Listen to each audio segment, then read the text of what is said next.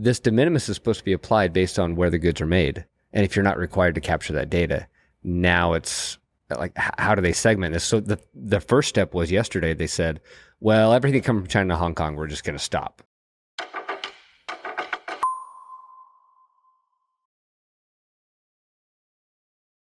Welcome to another episode this week of the Decoding Cross-Border Ecommerce podcast. Day one was like Mexico, Canada, China tariffs. Then it was like, oh, Canada, China tariffs. Now we're at, I'm sorry, Canada, China. Now we're just like at China. And there's been a lot going on. But before we get started, Aaron, what did the international stamp in Italy say to the box? Whoa. International stamp in Italy say, I don't know. Say to the box. What? Stick with me. We're going places. Oh boy. Okay. All right. So, walk me through the past couple of days and what's happened. Why this is so? Why is the post, right, which all this flows into the United States Postal Service? Why is this going to be so challenging? And what have they had to do?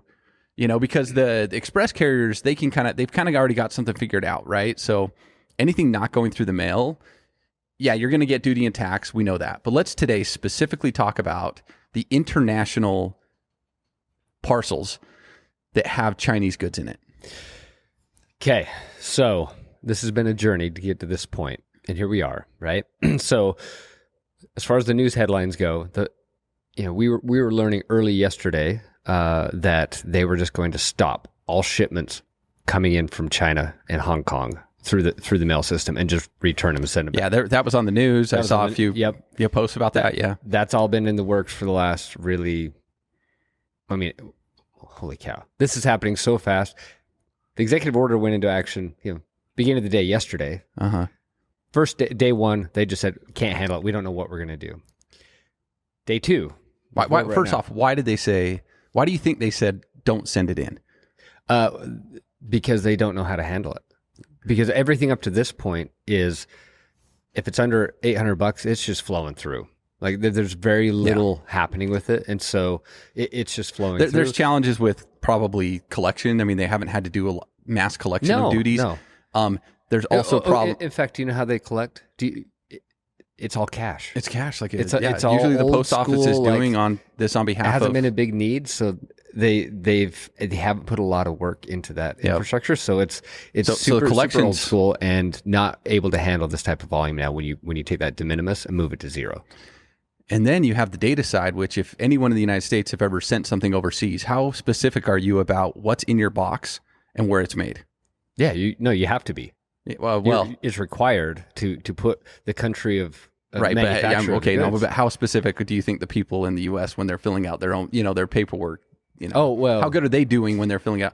Meaning, basically saying there's not a lot of great data that's coming in, and most likely from these other countries. So it's really hard to parse. So it's like, hey, let's just look at China. If it's come from China, we're going to assume it's that's where made in China. I see where you're going with that. I was going a different angle, which is if you want to ship it outside the postal stream, you're required. Oh yes. To put it's a required field to say right. This is where the goods are made, and or else you can't ship it. And if you lie about it, you're being a fraud, right? That's the way it's supposed to. Correct. In the postal stream, it's an optional field. Okay. Thank you. So there becomes a problem, right? Yes. You now create an issue where this de minimis is supposed to be applied based on where the goods are made. And if you're not required to capture that data, now it's like, how do they segment this? So the first step was yesterday, they said, well, everything coming from China to Hong Kong, we're just going to stop until we have some more time to figure out what we're going to do. Today, they said, well, let's open it back up. So they're opening it back up. They're opening it back up supposedly. Today. We just saw, like literally a few minutes ago, we saw that headline come through that they're going to now open it back up. And what we do know is that if it's made in China, it needs to be, not only is duty due, but it needs to be formally cleared. Mm-hmm. Which, again, I know in the last episode yesterday, we didn't talk a lot about formal clearance, but generally, again, without being the experts around, we're not brokers, we're not doing... When something's getting formally cleared, there's a whole lot of more information that's needed. You may need social security numbers. You may need an EIN. You may need a power of attorney to do it on behalf of the importer. And then there's different types of clearance for formula clearance. There's a type 11, I guess, is one that's maybe a little. It's regardless. It's not like they can just calculate duty and collect it. There's the importer of record has, which is just a person, right, in the U.S. There's more required than just paying the bill. Mm-hmm. Yep, absolutely. And so there's a lot of processes I'm assuming aren't set up and ready to go right now. I would assume. And so the note I saw here, I'll read exactly what I saw on a notice I got in an email from a group that's tied in directly with the postal community that says, actually this might be even a notice directly from the post office too, but effective February 5th, the Postal Service will continue accepting all international inbound mail and packages from China and Hong Kong posts. The USPS and Customs and Border Protection are working closely together to implement an efficient collection mechanism for the new China tariffs to ensure the least disruption to package delivery. So they're trying to figure it out. Yeah, you got to figure it out. Got to figure it out quick. Well, I wish them the best of luck on it. So, hey, what's the status of your Temu shipments, Aaron? So I got a notice today. For those that missed the episode, Aaron has 2 orders come from China. One that's probably going to come in via mail because it was a small smelly markers. Smelly markers and a little mug. Yeah. And then you have like a pink chair coming in, and the other a pink office shipment. chair. Yeah. So now this is the office chair is coming FedEx. Oh, okay. So that'll be interesting. I got a FedEx ground tracking number from that was going to originate from California, but it hadn't been shipped yet. Now I just got a notice that it's been transferred to FedEx. So either it was warehoused, since it's a bigger item, it was either warehoused in the U.S.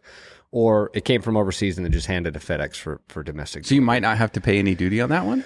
It's not looking like it. On that one, it is on its way from California, so we should see it here soon. So interesting. Okay, we got to buy something else because we want to see what FedEx does. The other one, I got a USPS tracking number. So okay, that one I'm very interested. Oh, here we go.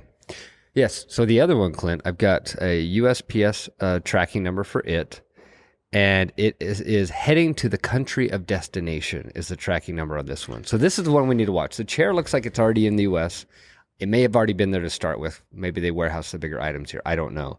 But my smelly markers and my mug with a sassy saying on it and a picture of a cat, we're going to give it to our coworker.